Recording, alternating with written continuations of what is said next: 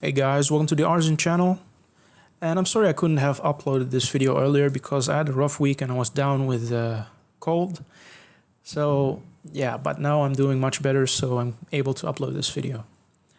I'm going to combine both the review and the stress test of the PS1 and N64 emulators in this video. Now the N64 emulator is actually an additional application you can add later on. It doesn't come out of the box. That's why it's also not in its top condition. It's still in its alpha stages and you should take it with a grain of salt and don't really count on it. In the future it might become better and improve, but that is depending on the development side. They're very active, but we'll have to see in the future how that will run. Now let's get right into unboxing this handheld and testing it out. Opening the box, we notice that the handheld has been protected by a piece of foam. This is to protect the analog sticks while shipping. Now the handheld is also in a plastic bag, which is nice.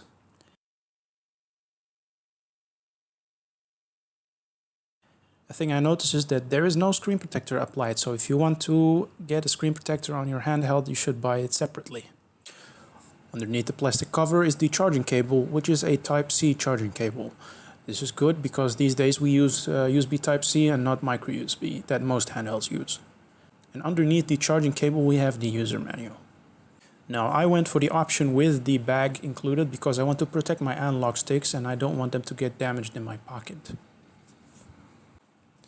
To the bottom of the handheld we have a reset switch, a power button and also a volume rocker this time, not a volume wheel. This is very nice. We also have an external SD card slot to put your ROMs in, and they provided a 32 GB SD card.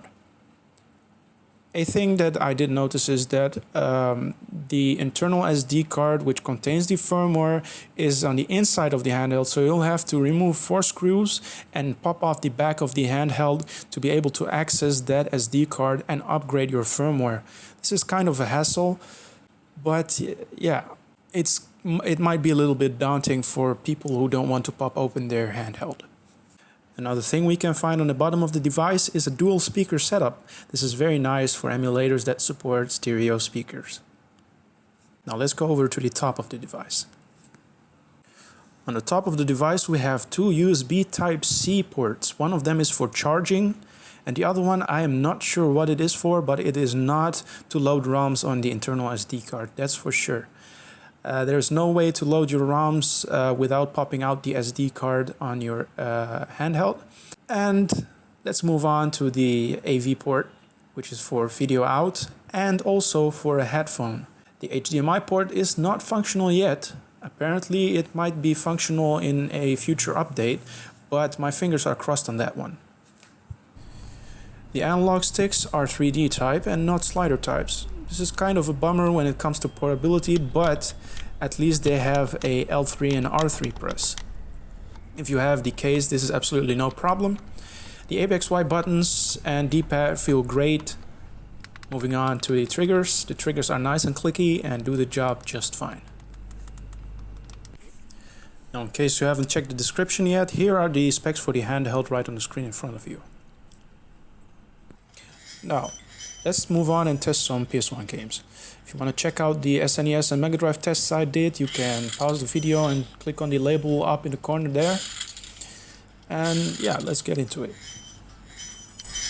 Now, if you haven't liked the video and subscribed to the channel yet, I hope you could do so. It would really help out. And tell me in the comments down below if you want to see any other videos related to the RG350. If there is enough demand for more videos, I'll surely upload another video.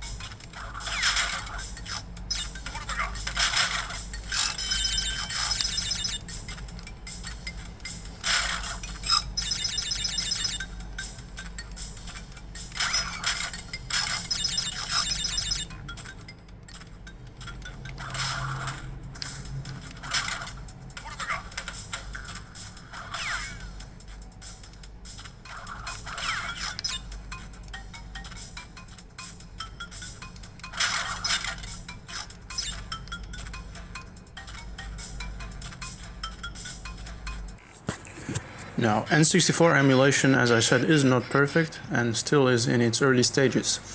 But this is a good time to explain that you can add apps to your RG350 once you have it.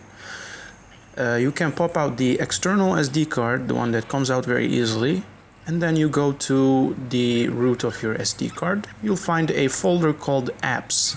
Now you click 2 times on that, and then inside that you can just place any OPK file that you downloaded online, and it will add an app to your RG350. Some of the ports may need a little bit more work. It has some program files, but most of them are very straightforward. You can just paste them in there and they're good to go.